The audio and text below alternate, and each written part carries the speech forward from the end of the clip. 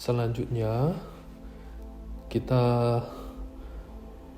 mendengarkan kisah Wajra. Ini harusnya Wajri, anak perempuan Raja Prasenajit. Dari kisah Sutra Bijak dan Dungu, mari kita dengarkan dengan membangkitkan motivasi dan kita membangkitkan keyakinan kita pada Sang Buddha. Demikianlah yang telah saya dengar pada suatu ketika Buddha berdiam di kota Sravasti, biara Jetawana di Taman Anantapindika. Pada saat itu lahirlah seorang anak perempuan dari istri pertama Raja Prasenajit yang bernama Wajra. Raut muka dan kulitnya sangat buruk dan tubuhnya kasar seperti seekor kuda. Rambutnya kusut seperti bulu tengkuk seekor kuda liar. Sang raja dan ratu memandangnya dengan penuh ketakutan dan menyembunyikan dia di dalam istana dan tidak mengizinkan siapapun untuk melihatnya. Meskipun buruk, dia tetap dirawat dengan penuh cinta kasih karena sang ratu adalah ibunda kandungnya. Ketika anak perempuan itu telah cukup berumur, tiba waktunya bagi dia untuk menikah. Sang raja penuh dengan kesedihan berbicara kepada salah satu menterinya. "Menteriku, carikanlah saya seorang bangsawan yang miskin dan belum menikah." Menteri itu mencari dan menemukan seorang bangsawan yang miskin. Menteri itu kemudian mencari dan menemukan seorang pria yang sebelumnya adalah seorang pangeran tetapi jatuh miskin dan menjadi pengemis. Ketika menteri itu membawa pria ini kepada sang raja, raja membawanya ke ruangan pribadi dan memberitahu dia, "Anak malang, saya memiliki seorang anak perempuan yang buruk rupa dan belum menikah. Engkau berasal dari kasta bangsawan tetapi miskin, dan saya bermaksud untuk memberikan anak perempuan saya kepadamu." Bangsawan itu bersujud dan berjanji, "Oh yang mulia, keinginanmu akan kulakukan. Jika yang mulia memberi saya seorang anak wanita tunasusila, saya tetap akan menerimanya. Karena sang raja memberikan saya anak perempuannya adalah hal yang tidak mungkin saya tolak, dan saya akan menyetujui perintah raja." Demikian kata sang pangeran miskin itu. Oleh karena itu, sang raja menikahkan anak perempuan dengan bangsawan miskin itu dan menempatkan pasangan itu di sebuah bangunan lantai 7 berpagar tinggi dan memberinya pesan kepada menantunya, "Anakku, kemanapun kau pergi, kuncilah pintu dan gerbang, bawalah kunci beserta dirimu.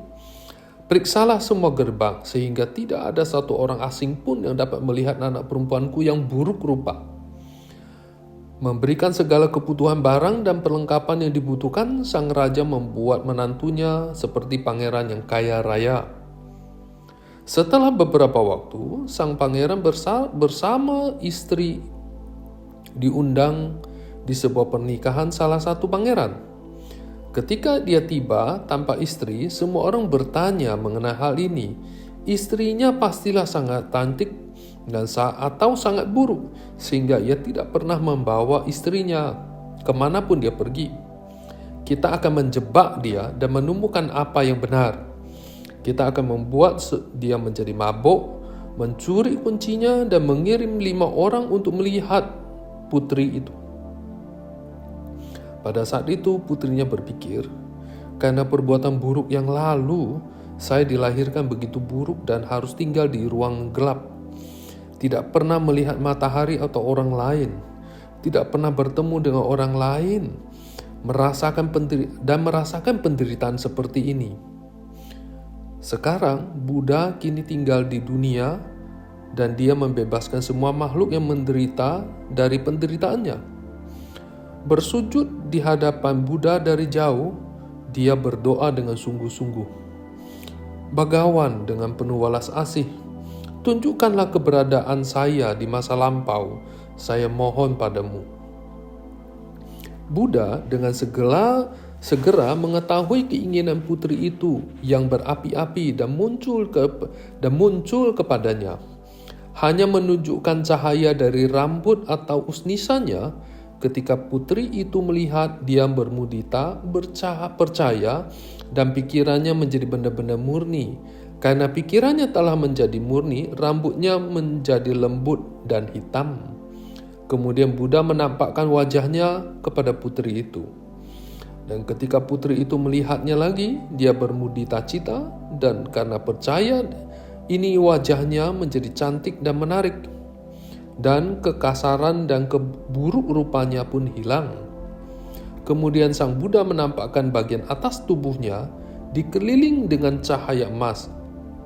Ketika putri itu melihat hal ini, dia mempunyai kepercayaan yang dalam kepada Buddha dan warna kulitnya yang buruk menghilang. Dan dia menjadi lebih cantik daripada seorang dewi. Kemudian dengan walas asih yang besar, Buddha menampakkan kepada putri itu seluruh tubuhnya, dan putri itu mencapai kepercayaan yang lebih besar lagi, menjadi tanpa noda. Tubuhnya diberkahi dengan semua tanda-tanda kecantikan, tidak ada lagi yang tiada bandingannya. Jadi tubuhnya diberkahi dengan semua tanda-tanda kecantikan yang tiada bandingannya di dunia ini. Ketika Buddha membabarkan dharma kepadanya, karma buruknya dimurnikan dan dia mencapai buah dari pemenang arus. Kemudian Buddha kembali ke kediamannya. Jadi dengan demikian Buddha pelan-pelan menunjukkan sedikit, jadi sedikit, bersihkan dirinya sedikit. Lama-lama sang putri ini mencapai pemenang arus, sotapanya. Pada saat itu, 5 orang pria membuka gerbang dan masuk ke istana.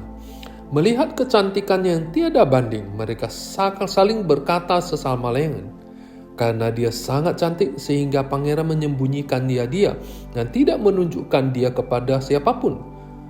Mereka keluar dan mengunci kembali gerbang. Mereka kembali ke perayaan dan mengembalikan kunci itu kepada sang pangeran. Ketika pangeran sadar dan bangun, perayaan itu telah berakhir dan semuanya telah pulang. Ketika dia kembali ke istana dan melihat seorang wanita yang sangat cantik, dia terpana, senang, dan bertanya kepada wanita itu, siapa dia?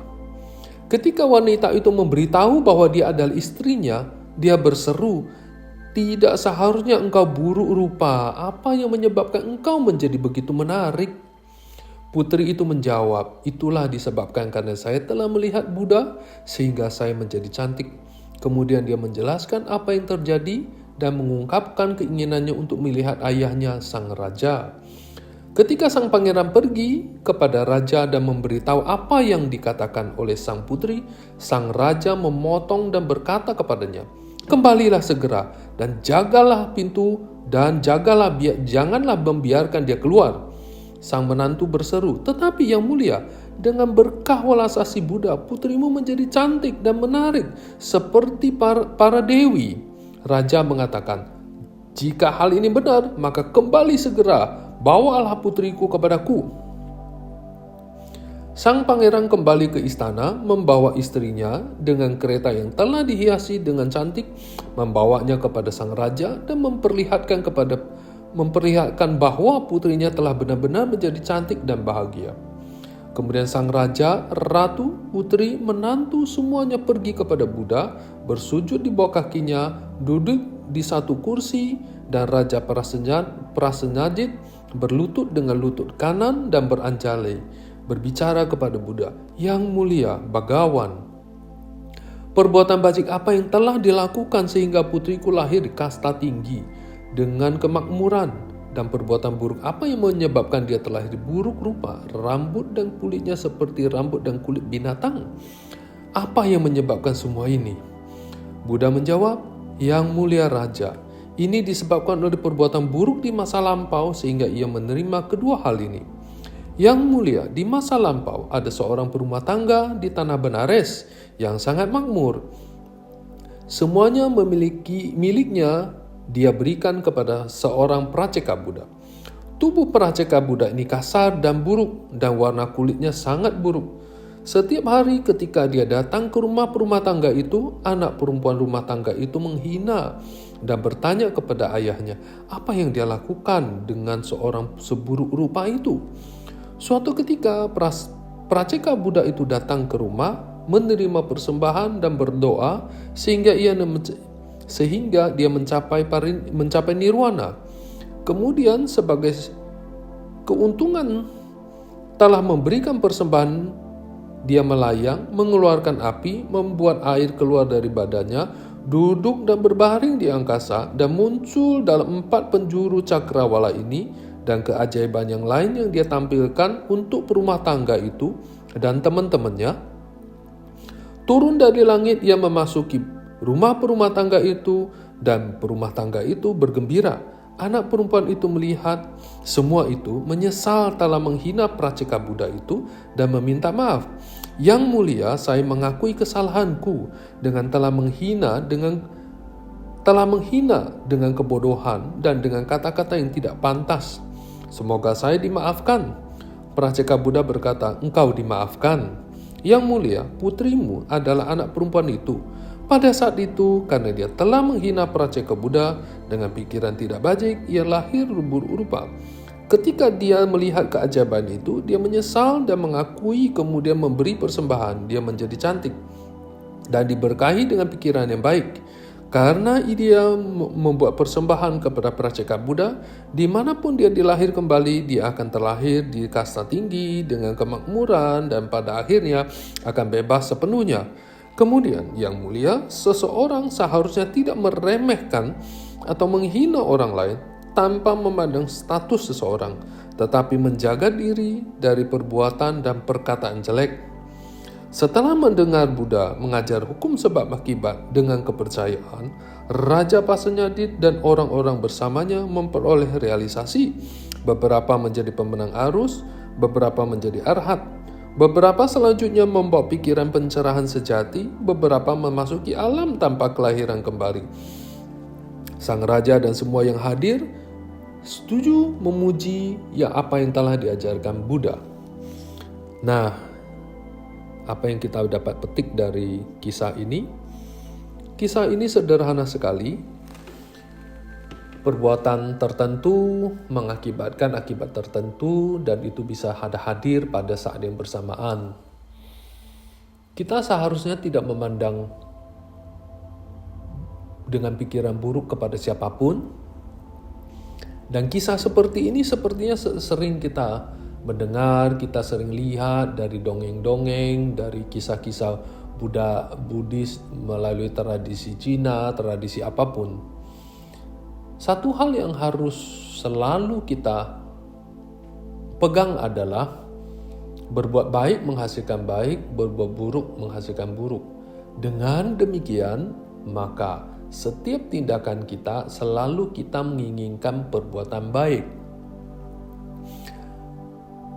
Hal menarik dari kisah ini adalah sang putri memohon kepada Buddha untuk ditolong. Dia dari kejauhan memohon kepada Buddha hadir. Dalam kita mendengar kisah seperti ini, kita membayangkan, kita berimajinasi bahwa Buddha datang melalui cahayanya. Buddha menampakkan wajahnya, menampakkan tubuh bagian atasnya, kemudian Buddha menampakkan seluruh tubuhnya.